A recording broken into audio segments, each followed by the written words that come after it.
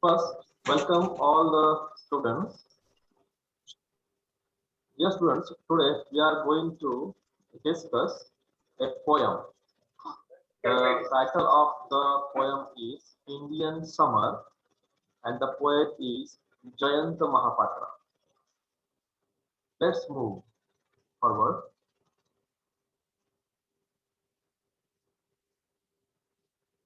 This is the picture of the poet.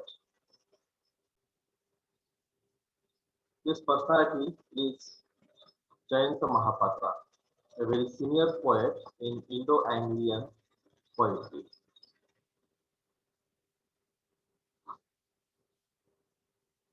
So before going to start the poem, let's discuss the personality and the literary career of Jayanta Mahapatra.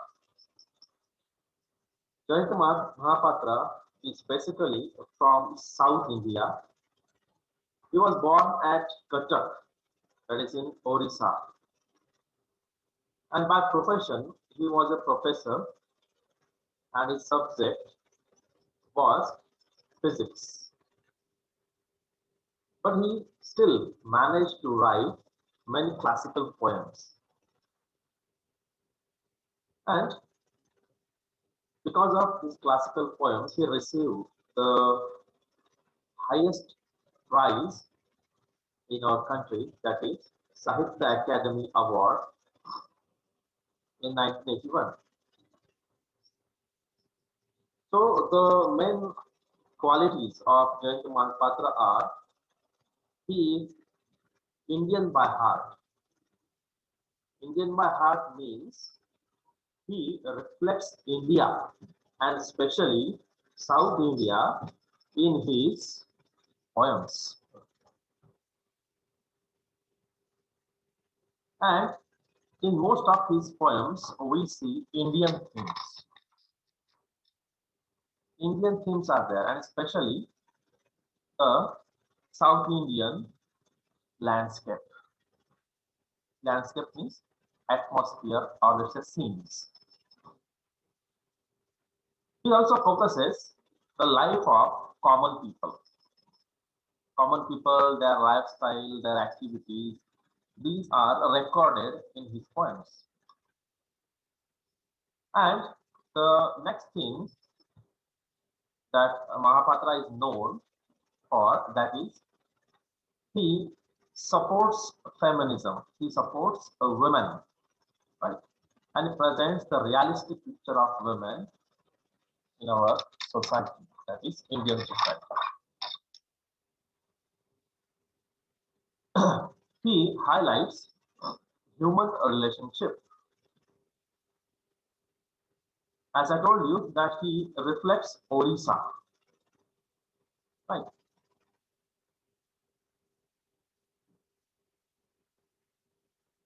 Let's move towards the major themes highlighted by Mahapatra in his poems.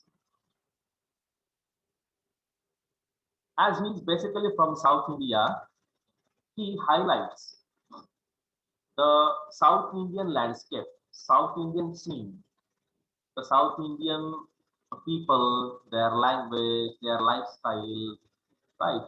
Their daily routine, right? Seashore, right?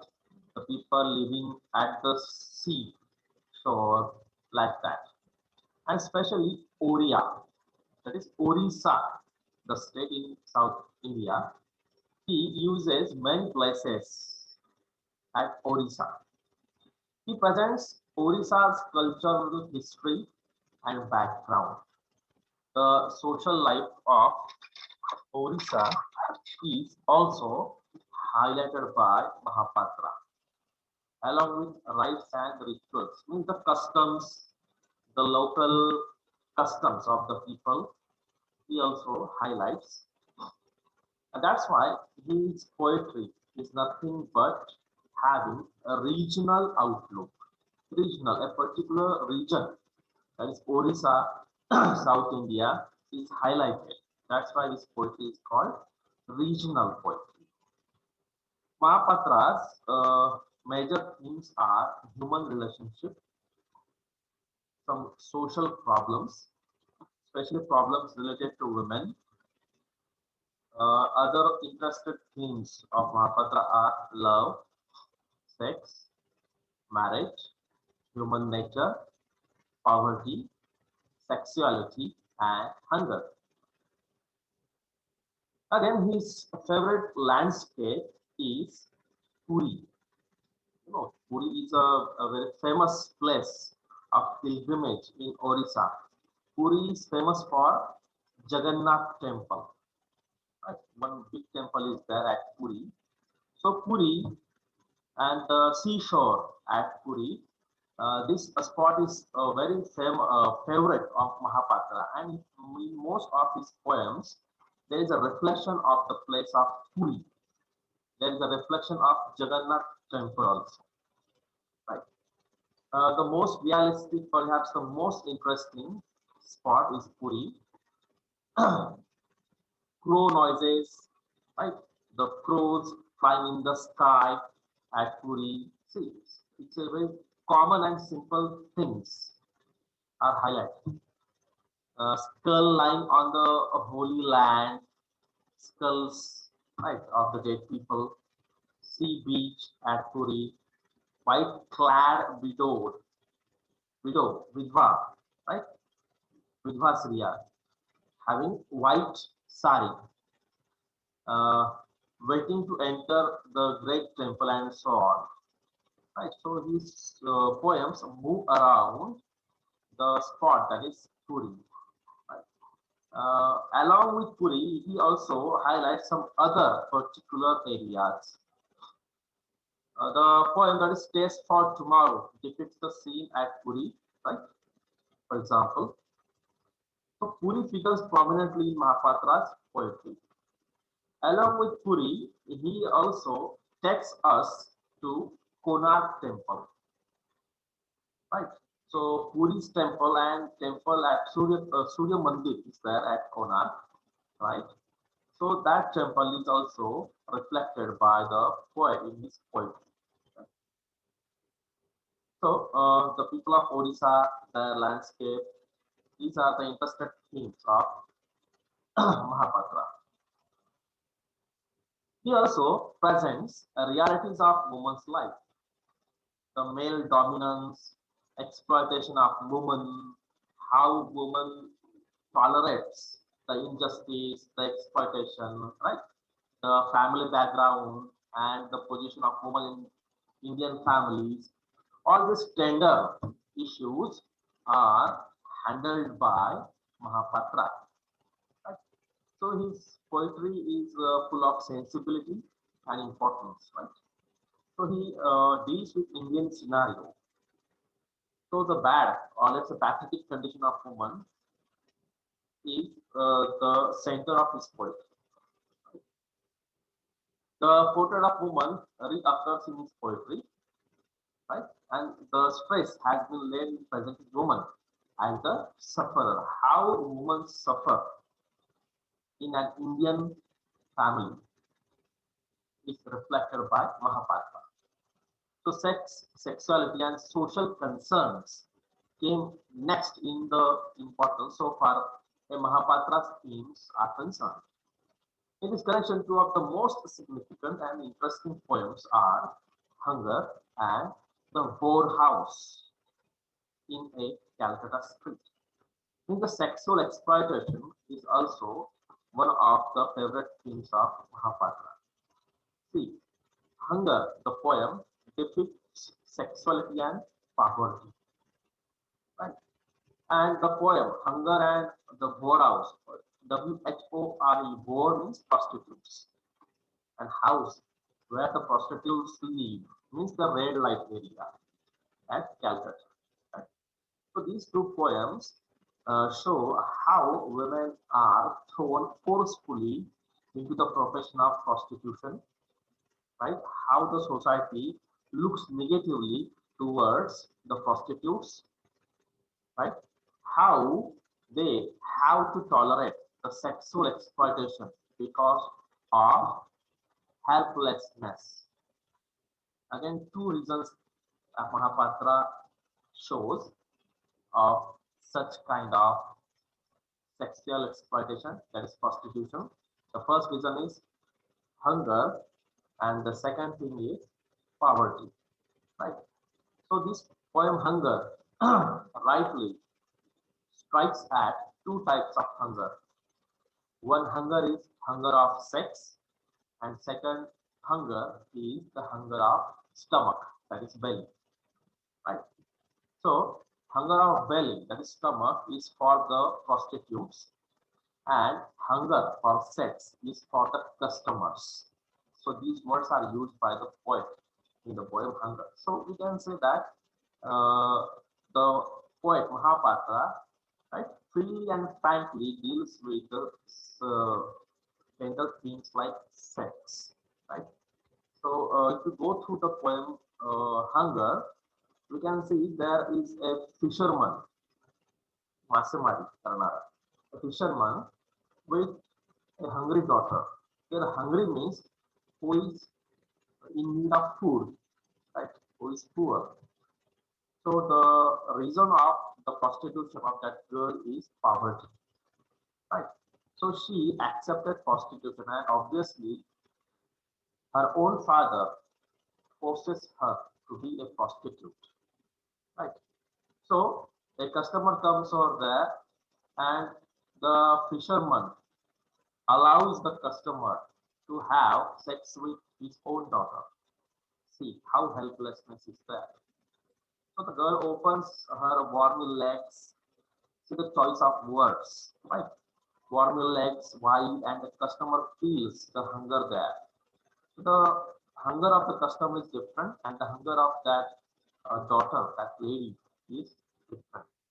So the hunger is evidently twofold. So two types of hungers are there in the present poem. A hunger between the legs means the hunger for sex, and there is hunger in the belly above. Belly means the stomach. That is the hunger for food. So how hunger, the poem is a very best example of Mahapatra's dealing of the tender issues like sex. So most of the poems deals with the exploitation of women. If we go next to the major themes, we can say number of psychological, philosophical, and reflective poems are also there, composed by Mahapatra. For example, the logic, grass, the exile, the abandoned British cemetery at Balasore, total solar eclipse. Eclipse means Grahan, right? Surya Grahan. And the moon movement are the most conspicuous and the most impressive of the category. Yes, Jess, any problems there?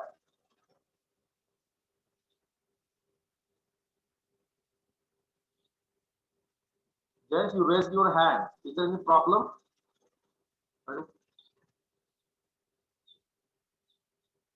Jess, can you hear me? You just raised your hand.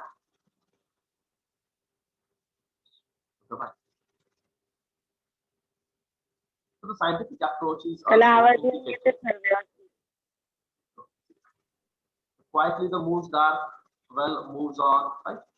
So variety of things we can find in his poems.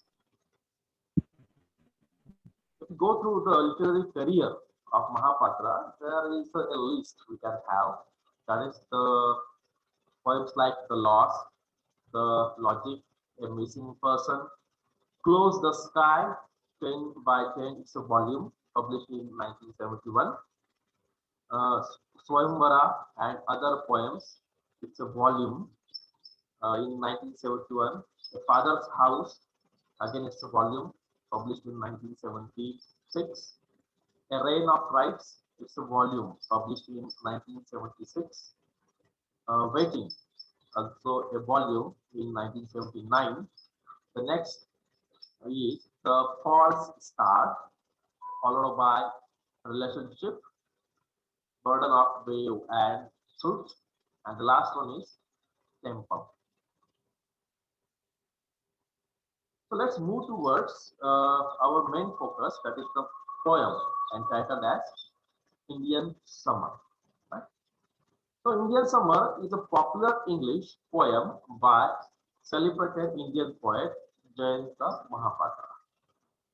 So the poem is widely anthologized and important poetry collections and is used as standard reading material in the syllabus of English of most Indian schools and colleges and universities. So this poem, Indian Summer, has been included in the syllabus of many Indian schools, colleges, and universities. The poem was originally a part of his collection, that is a Rain of Rights. So a Rain of Rights is a poetry collection from whom, from which the poem Indian Summer has been taken. The poem entitled Indian Summer illustrates the fact that Mahapatra's vision is basically tragic, right? And his pessimism is frustration, sadness in life, and sober outlook may be accounted for his keen sense of suffering of Indian masses. So the tone, the mood of Mahapatra's poetry is somewhat tragic. Sadness we have in this poem because of the suffering of the Indian masses, in the common people. So tone of sadness, pessimism, frustration, negativity, you can find in these poems. Right? So the dominant concern is your vision of grief, lose and rejection and rejection. The present poem, that is Indian Summer, is an imagist poem.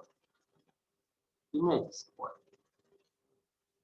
Let's move towards the concept of imaginism. It's a type of poem, just like sonnet, elegy, like that. It is a type of poem established by American poet Ezra Pound with another poet, that is Emmy Lowell. Imagist movement in English poetry got started, and which are the important features of such kind of poetry? There is free rhythm. The poet is free to write whatever he likes, right? So no restrictions, no rules are there, right? So though no rules, no expectation by the poet to have a rhythm, or let's say the rhyme scheme, right? So concreteness and conciseness means many such poems are short in size and concrete. Right, concrete here means sweet and short. Right, use of variety of image. So such poem is nothing but a stock of many images, a folder of many images, we can say. So image after image, image after image. Right. So a imagist poem does what? He creates many images with the help of the words. So an imagined poem takes the readers into a new world of images, right? And it is not necessary that one image must have a relationship with another image, right? So the images in such poem may be scattered. So the images are presented in a scattered form. So it is quite difficult to relate, logically link one image to the other image, right? So you can say that such kind of poet freely and frankly writes a poem, right? So many images are there, short poetic lines, the length of the lines, poetic lines in such kind of poetry are quite short, right? So our poem, that is Indian Summer, is an imagist poem. So let's move ahead. Let's go through the poem line by line. See, shortness. The poem is very short, right? And simple also. Let's read out the poem. Over the songing of the somber wind, priests chant louder than ever. The mouth of India opens. Crocodiles move into deeper waters. Mornings of heated middens. Smoke under the sun. He, good wife, lies on my bed through the long afternoon, dreaming still, not exhausted by the deep roar of funeral pyres. That's it. The poem is over. Let's go through the poem line by line. So this is the first line. Over the sounding of the somber wind. As the background of the poem is summer, so summer is going on, and as we know that Indian summer is very hot, and especially the South Indian summer is very hotter, right? So the words, see, song means mourning, right, and somber means serious. So the wind in the afternoon is very serious, very hot, right? Mourning. The word mourn means if someone cries, right, sheds tears, at that time we mourn. In Marathi, it is called kanane, right? रडताना आपण कणतो, हुंदके देतो, right? It is called soin. So these two adjectives are tagged to the wind. So it is the time of afternoon. It is a very hot weather, and because of this hotness, the wind is also serious. Right? The wind is having negativity, that is mourning. Okay. So the wind is full of hotness, right, and negativity. So the present poem offers a few pictures which are by no means interconnected. Let me tell you in the beginning. A few pictures, images are there in the present poem, but these images are presented into scattered form, and we don't find any kind of logical connection. Right. So the first image is that of a wind blowing in the afternoon. Right. दुपारचा अतिशय गरम असा वारा वाहतोय. तो वारा अतिशय serious आहे. Negativity आहे त्यामध्ये, हॉट आहे त्याच्यामुळे. So they are all supposed to be pictures of the phenomenon which are supposed to occur in this time. Right? So the first picture is of morning wind blowing and producing morning sound.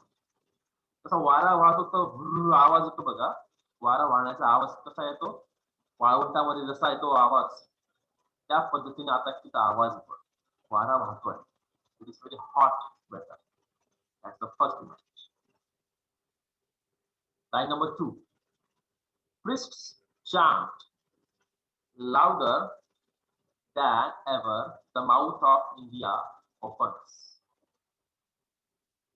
The next picture, next image is of priest. Priest means pujari. Right? Again, the temple at Puri comes over here. Right? So the poet might be talking about the Puri temple's priests. Right? And what is that? That the priests are chanting something, some mantras. Okay. So we can say that some puja is going on, worship of God is going on, and they are chanting some mantras, some holy lines, chanting louder than before. So they are chanting. The volume of the chanting is very loud, and the poet is observing all these things louder than before, and thus indicating that it is India's mouth which was opened and which is recited sacred verse. Sacred verse means पवित्र अशा मंत्र, पवित्र मंत्र म्हणता आहेत ते. India's mouth. So the mouth of the priests are called as India's mouth. Right? So the poet indirectly tells us that the priests indicate Hinduism, and as India is a Hindu country, so the majority of Indians are Hindus. So the priests, when they chant their mantras, when they start their pujas, it is nothing but one of the characteristics of Indian people. That is one of the characteristics of Hinduism. Right? So this is a symbol of India. Right? Temple, priest, the priest having some puja, they are chanting some sacred verse. This is what a symbol of India. Right? That's why the poet is might be calling it as India's mouth. India's mouth is symbol of India. The mouth of India opens may be suggestive of the widespread hunger and starvation in India. It is the second interpretation. So the poet takes no attempt to clarify the images. He just presents, throws the images on our face, and it is up to us what kind of meaning we are expected to have. Right? So interpretation is in our hand. The poet does not forward any kind of clarification of the images presented in the poem. Right? So why the wind is negative, why the negative is showing, we don't know. Right? We can have guessing that it must be some afternoon time. The wind must be very hot. That's why the poet is using these two adjectives to this wind. Again, we are confused. Why the poet is just tagging the word India's mouth to the mouth of the priest? Right? It must be indicating hunger and starvation in India. Someone would have one more meaning, that is the exploitation of the common people by such kind of priests. The priests exploit the people under the name of pujas and under the name of Hinduism and under the name of sacred verses. Right? So they exploit. Right? So it indirectly indicates hunger and starvation in India. That can be taken for the interpretation. Line number 3, again, the next image, and the first image is of that wind, second is that of the priests having some puja, right, chanting some mantras. The image number 3 is of crocodile. So what crocodiles are doing? Crocodiles move into deeper waters. Crocodiles move into deeper waters. As it is the time of afternoon, the weather is very hot, right? So if crocodiles are there, there must be some river, right? Some river must be there, some pond must be there, right? And crocodiles move into deeper waters, and that river, that pond must be very deep, right? Deep in the sense that pond must have been full of water. I know that crocodiles, they hate the heat of the sun. So to make their skin, or let's say to cool their body, crocodiles, they live in the water. So the poet tells us that crocodiles move, just they enter into the deeper waters of some river or of some pond. If it is a river or pond that has not been given by the poet. Right. The third picture offers a picture of a single sentence, that is the crocodile, which are the tropical creatures, as you know. feel tormented, troubled by the oppressive heat. Oppressive means unbearable heat of the Indian summer. They move into the deeper water to get relief. That's it. That's it. Okay. So this is the image number 3. Let's go towards the line number 4, means image number 4. Morning mornings of heated middens smoke under the sun. In the next picture, the sun of Indian summer is already troublesome and smoldering heaps of rubbish. A dustbin is there, heap of rubbish.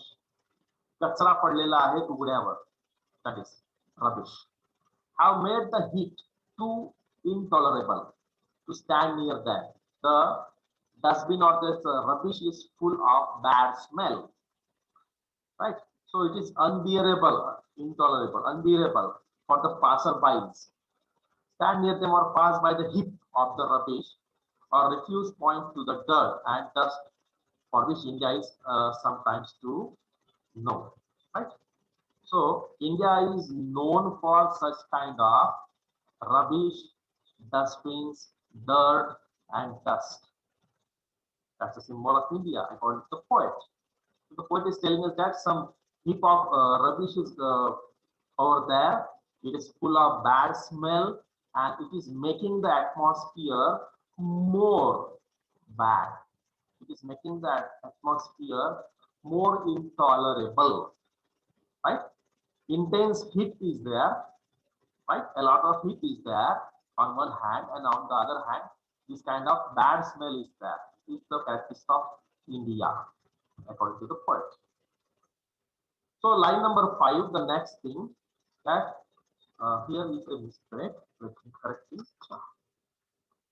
The good wife lies on my bed through the long afternoon, dreaming still, not exhausted by the deeper roar of funeral fires.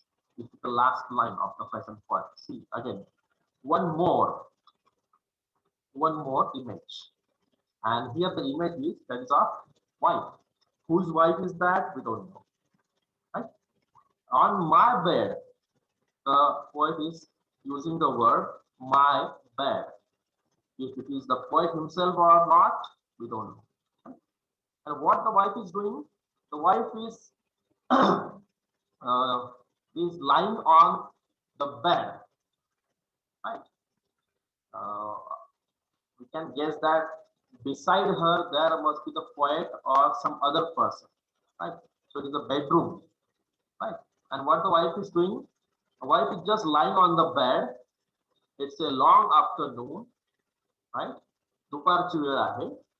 Dreaming still, right? Not exhausted. Exhausted means affected over here. Affected by deep roar of funeral fires. Roar means big sound. Big sound, roar, right? Of funeral fires. Funeral. If someone dies, right? There is a procession of funeral, Antayatra we call it, right? And fires. Here, fires means in Hinduism, we place a dead body on a wooden structure, right? And that wooden structure is called as fires. In Marathi, it is called chita, right? Hindu धर्मामध्ये एखादी व्यक्ती मेल्यानंतर त्याला जाळण्यात येतं आणि कुठे जातात तर लाकडांची एक विशिष्ट अशी बैठक करण्यात येते आणि त्यावरती बॉडी ठेवण्यात येते जाळण्यासाठी. तर त्या लाकडाच्या स्ट्रक्चरला काय म्हणतात? चिता, right? Fires means that structure, right? So it is we can guess that some cremation must be near the house, right? Graveyard must be near the house, right? स्पीकरच्या किंवा त्या कवीच्या घराच्या जवळ स्मशानभूमी असली पाहिजे, right? And what is the situation over here? The speaker's wife, or let's say the poet's wife, right?